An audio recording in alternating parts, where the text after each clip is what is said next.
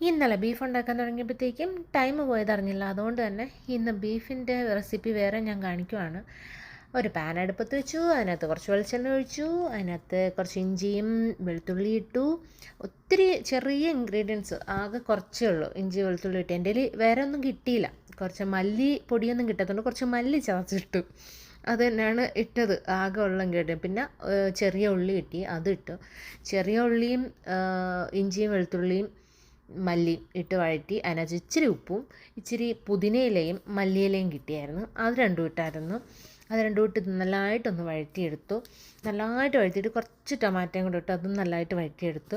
കുറച്ച് ടൊമാറ്റോ ഇട്ട് പിന്നെ ഇച്ചിരി ആകെ ഉണ്ടായിരുന്ന ഇച്ചിരി മുളക് പൊടി ഇട്ടു. പിന്നെ ഈ കറി മസാല എന്ന് പറഞ്ഞിട്ട് ഇവിടെ ഒരു സാധനം ഉണ്ട്, കറി മസാല. അത് നമ്മുടെ നാട്ടിലെ കറി മസാല ടേസ്റ്റ് അല്ല, എന്നാലും കുഴപ്പമില്ല.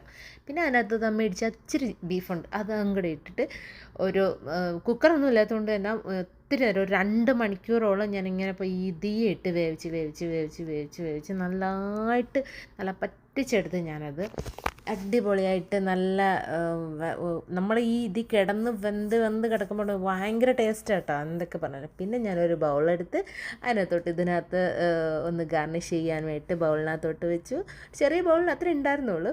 പിന്നെ കുറച്ച് അണിയനും കുറച്ച് മല്ലിയിലയും വെച്ച് ഞാനൊന്ന് ഗാർണിഷ് ചെയ്യാൻ വേണ്ടി എടുത്ത് ഒരു വീഡിയോയ്ക്ക് ഒരു ഗുമ്മിന് വേണ്ടിയിട്ട് കുറച്ച് ഗാർണിഷ് ചെയ്ത് വെച്ച്. എന്നിട്ട് പൊറോട്ട ഫ്രോസനായിരുന്നു, എന്നാലും അത് അടിപൊളിയായിരുന്നു. അതിനെ എടുത്തു, അതിനകത്തോട്ട് എൻ്റെ ബീഫ് ഇങ്ങനെ വെച്ചു. എന്നിട്ട് ഞാനൊന്ന് കഴിച്ചു. എന്നാ ടേസ്റ്റ് ആയിരുന്നു എന്നറിയോ, അടിപൊളിയായിരുന്നു. ഒത്തിരി സാധനങ്ങളും മസാലകളൊന്നും ഇട്ടില്ലെങ്കിലും അമ്മാതിരി ടേസ്റ്റായിരുന്നു, സൂപ്പറായിരുന്നു.